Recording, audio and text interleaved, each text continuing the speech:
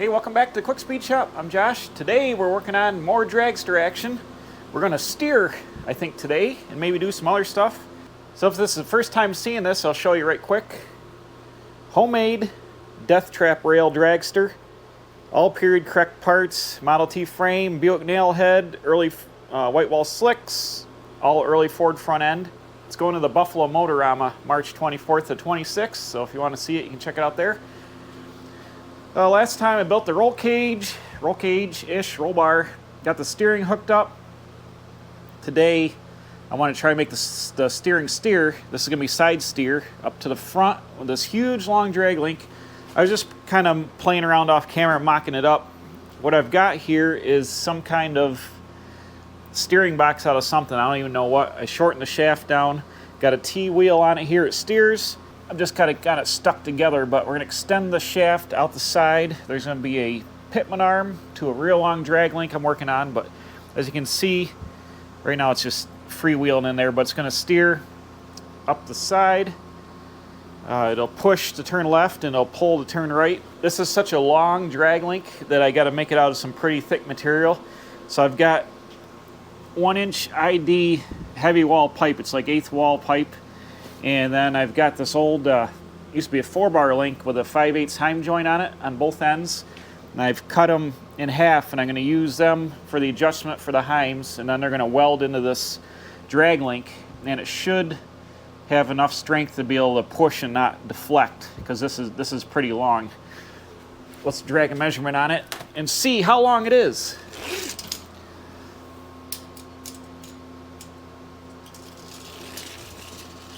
Got a long shaft here. That's what she said. 81 inches it looks like. That's pretty long. First problem I have is a tire hits the drag link here before it goes full turn lock to lock. So what I want to do is I want to put a bend in this, kind of angled out, and get the drag link kind of over the wishbone. I had the smaller old tie rod I had bent up for an old hot rod. And I was thinking of doing, this is going to be probably too weak to push because there's a lot of force on this, but something like that to get the bend away from the tire. All right, kind of hung you upside down here. Let's, I got the tie rod in the little bender here, and I hope this will work. Ooh, I hear the paint cracking. It's got to be doing something. Yikes. So we're just gonna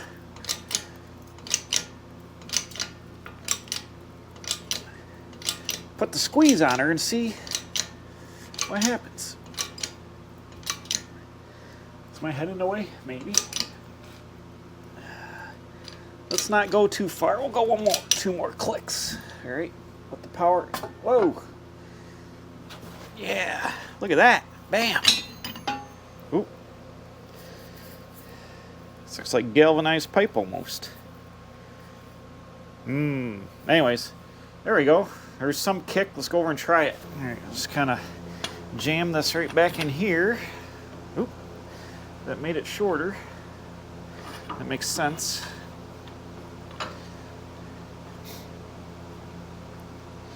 That's gonna work. Watch this. Bam, right there. If that's right there. Oh, yeah, perfect. Don't even need to bolt it together. I can already eyeball it. That's going to work perfectly. That puts the tie rod right in line with the wishbone right there.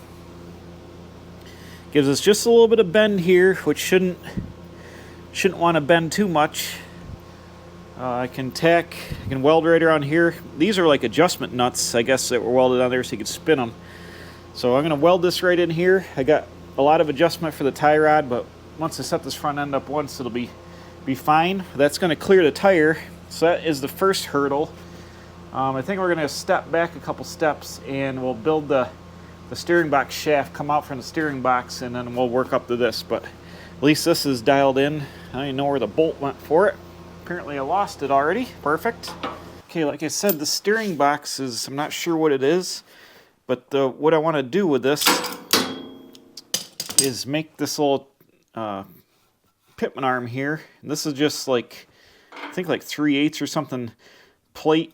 I had just a random shape I bought at the scrapyard. So what I did is I filed these splines down. This used to be the top of the steering column, so it's spline to go on the steering wheel, but I kept the threads for the nut, so the nut's going to thread on the outside, kind of a neat little detail. But this is going to just weld right onto the shaft. I'm not really worried. I mean, there is a lot of force on this, but I'm not, we're not racing this. This is just for show pretty much, so I'm not really worried about. Normally, you wouldn't just want to weld steering components together. It's really a bad idea. But for what we're going to do, it's going to work out. So this steering shaft kind of works out. It kind of like threads on. I kind of forced it to thread on, and I don't know if I cut threads in it or what, but it kind of threads onto this box where the nut originally would have been for the pitman arm. So that's kind of handy. It kind of made its own threads in there. But I want to clean this up, degrease this. I'm going to shine this up. I'm going to thread this back on tight. I'm going to weld it around here. I'll probably drill it and plug weld it into these threads, or I might even drill it and put a small pin or bolt through it, kind of like double shear, but probably a plug weld would be fine. All right, I got it mocked up here. I took the pitman arm, pitman arm, I guess, and drilled a bunch of 5/8 holes. I've got the joint at the lower hole, but I want to show you. So hold on, let me take this apart because we're going to do some welding before we get too carried away here. So I wanted to show you the bearing support I made here. It's not really a bearing, but it's a big eyelet with 2 washers welded to it, and it's got a little bit of play. It fits pretty snug. I put 1 washer this way and 1 washer that way to hold tension on there, and I'll oil it up, grease it up or whatever once I get done. But this will support the end of the shaft going this way and in and out and up and down a little bit, but that should provide a lot of strength to it. And since it bolts through this tube, I can take the nut off and take it out if I want to take the steering column out. So that's good there. The steering arm is ready to weld on here. I've got the column pretty much neutral. What I'll do first is I've ground this back. I ground a notch in the threads and a notch in the pipe so I can weld this all the way around, and then I'm going to take it and drill it and put a couple of plug welds in here as well. But that should be good there. I've got my column centered up here so I know where it goes. So that's good. I'll double check it before I weld the pitman arm on, but I want to make sure the column is right in the center, is right in the center of that. So let me weld that up.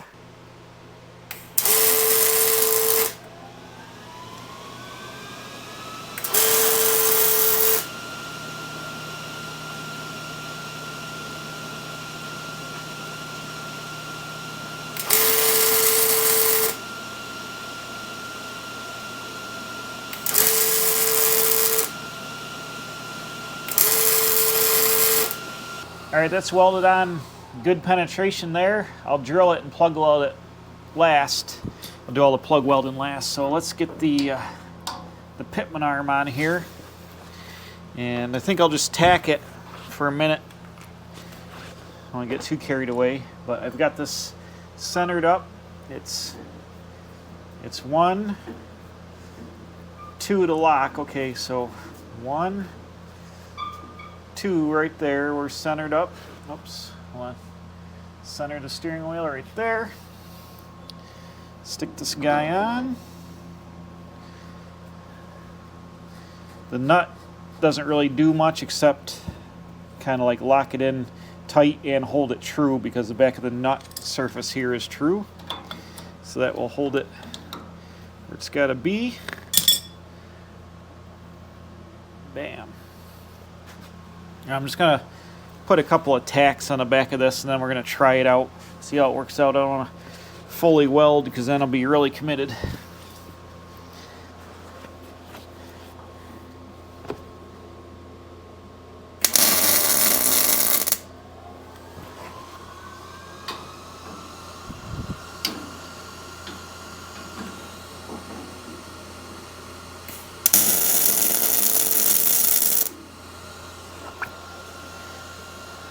All right.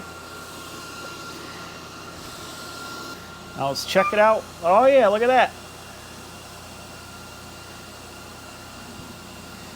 I can already see this is going to steer way more than it needs to, so I probably won't need those lower holes.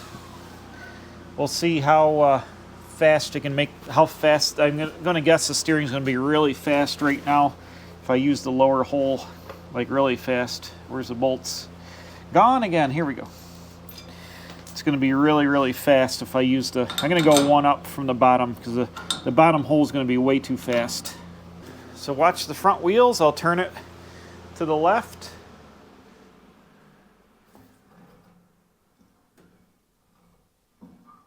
Oh, I mushed the tube in the shaft a little bit there. It's not even hooked in yet, but now it's pulling it out of the shaft there. Uh-oh. Well, just want proof of concept here.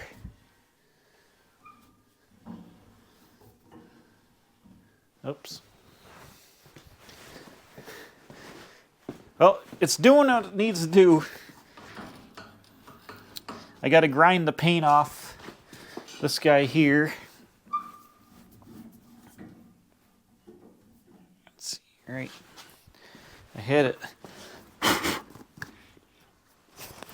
Okay, I went and tacked the tie rod now, so now let's steer it again. This should want to go, so let's see how many turns it takes to lock the lock. Okay, it's about an inch, or it's about a 1 turn and quarters to lock left. That's straight. Oh, that's weird. Let's do that again.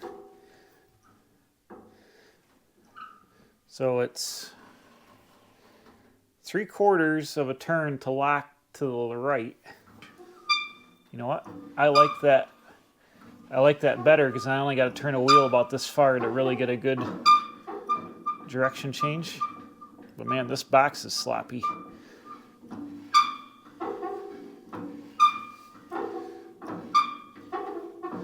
This box is definitely sloppy.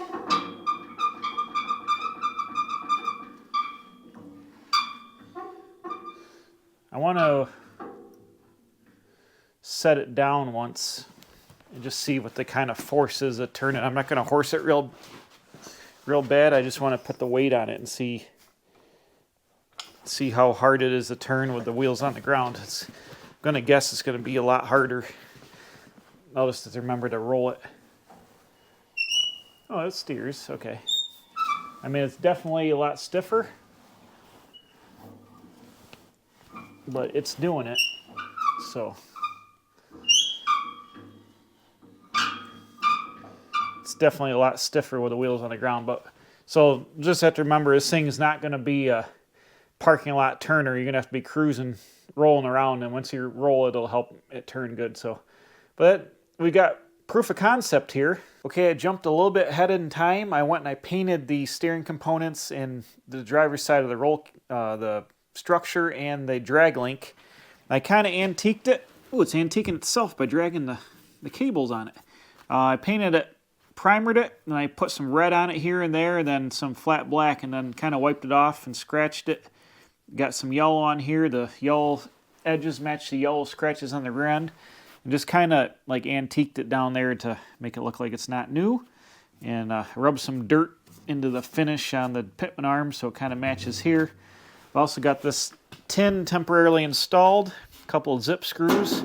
Getting that side on there. I cut a slot down through here to go over the arm. So everything's good there. I greased it up and I rattle canned some primer on here. Now I'm over on the brakes. While all that was drying, I was doing a little bit of fabbing and I kind of got carried away, so I figured I better bust the camera out and show you. So I'm making the brake lever. It's going to be forward like this, and then I'll pull it to put the brakes on. It's going to push a master cylinder. These are just two pieces of flat stock I had that had these bends on the end of them. They did match. They had double bends, so I cut the bottom off, welded them together, and then used the ends I cut off to make the bracket to mount it to here. And it makes a kind of a handle, it's got this top so your hand can't slide off. Grab it and pull the brakes on. And I've got a master cylinder we're going to use. I think it's a General Motors master cylinder. I'm not sure. It looks like an old Ford one, but it's not. It's got, unless it's a little bit newer. Here's it here. It's made in USA. It's got the 3-bolt flange like a Ford, but I think it's bigger than a Ford one, but I might be wrong. I don't know. But the plunger moves in it, and it looked all right inside. See, it's got a brake light switch on the front, and then it had 3 lines of 1/4-inch fittings coming off it. I'm not sure. I'm just going to use one. The other 2 are kind of like kinked off. I'll probably just leave them that way. Hopefully they don't leak. And I'll just use one line. But I've made this bracket on the back out of plate, and I'm just getting ready to get this thing tacked up in here. The rod is going to go in here and attach onto the bolt down here. I tried to make a good mechanical advantage, but this bracket is going to weld onto the tubing here, and I'll have a hole in the top piece here so I can get to the master cylinder, put fluid in it. So I'm getting ready to tack this bracket on, and then I'm going to make a bracket that's going to tie in here to here and tie this all together. Actually, I should probably sit in here and check it out. Let's do that.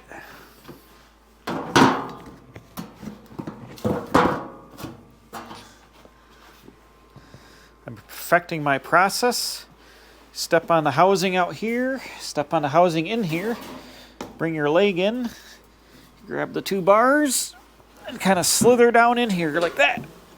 Bam. All right. So, let's see. Oh, yeah. Plenty of room for my leg. My foot's going to be way down here. There's going to be plenty of room for that to be out of the way. That'll work awesome. I'll shoot this. Wanted to be over here just a little bit more. How am I gonna do? I already hole sawed it. Shoot. Unless I flip the bracket around. I flipped it around. Re-drilled it. Maybe. If I re-drilled it, then I could run a tube through here to tie this side in. That wouldn't be too bad. Yeah, I could do that. Because I must have eyeballed this incorrectly. Nuts.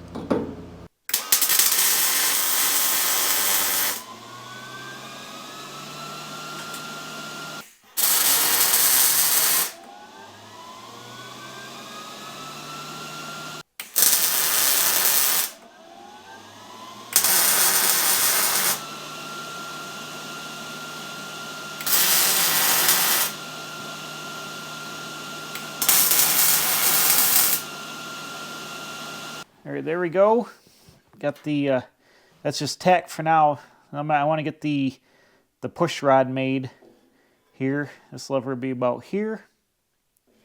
I'll have to get see if I can find some kind of clevis to make, or have to make one, and to get a piece of threaded rod to go in there, and then just, I'll have some adjustability, and it'll go in there and work. But this should mount this strong enough to work for what we're doing here.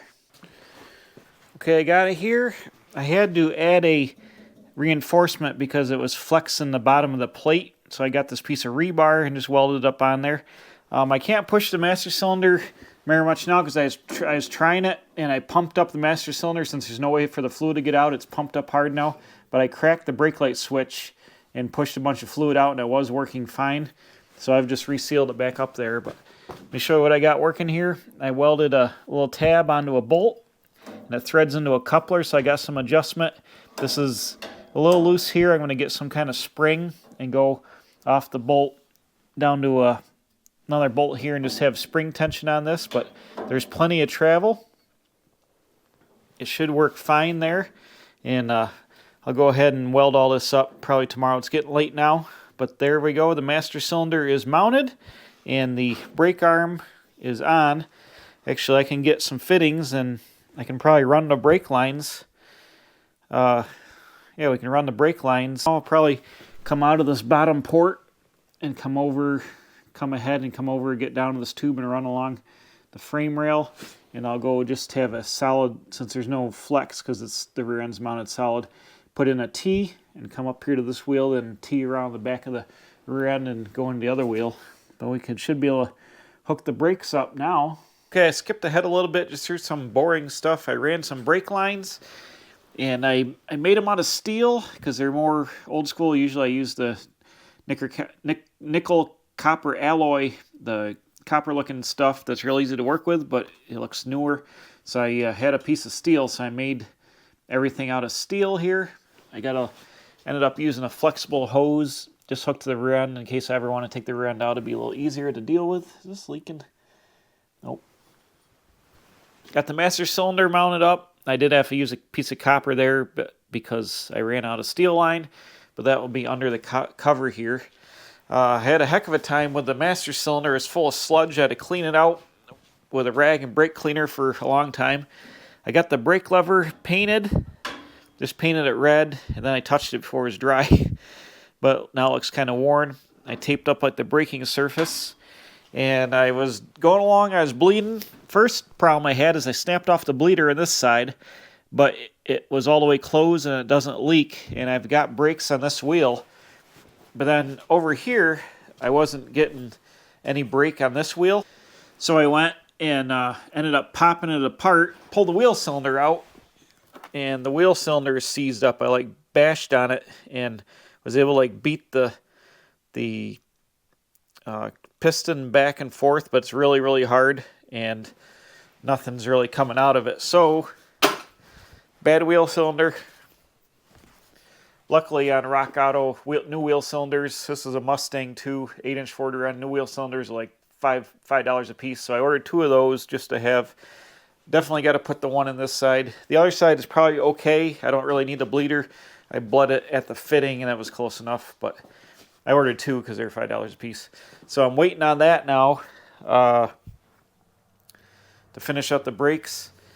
I would grab the lever and show you. I've got to put a spring on it to hold it here, but my pivot, it takes a lot of force to push the brakes, but it might have been this wheel cylinder being locked up. Might have had something to do with that.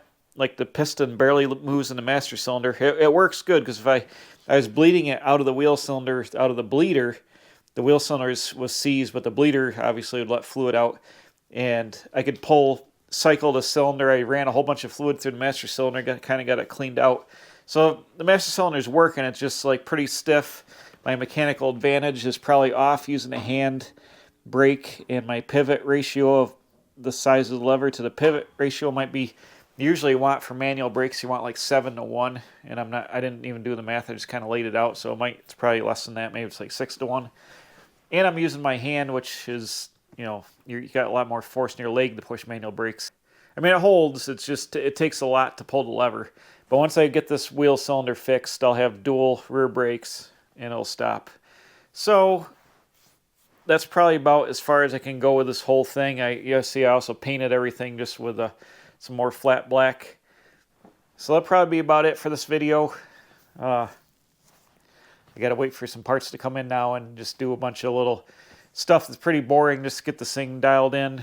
But next time, we'll probably build a gas pedal. I want to start building the headers too, to get the headers on and think about a coolant pipe for the radiator. I've got a new water pump, new fuel pump, get that stuff on. Get the engine ready to, I got to time it, put the distributor in. I want to make sure that the engine runs, or if the starter's good. I don't know if that's good or not. I assume it is, but really got to get that stuff going. I got like 3.5 weeks before the Buffalo Motorama, March 24th through the 26th. This car will be at the Buffalo Motorama in the open wheel room at the Buffalo, New York Convention Center. So if you want to see it, you can check that out. But I really want to not wait till the last second to try to fire the motor. I want to start thinking about that. So that'll probably be something I got to get into soon. So I'm going to finish tinkering, clean up some of my mess here. It's getting late. I got to go to work tomorrow. So I guess I'm going to end the video now. But thanks for watching. Don't forget to subscribe. Down here, give me a like, a thumbs up there, and we'll see you next time. Working on the Deathtrap Rail Dragster. Bam. Here at the Quick Speed Shop. I'm a professional. Don't try this at home.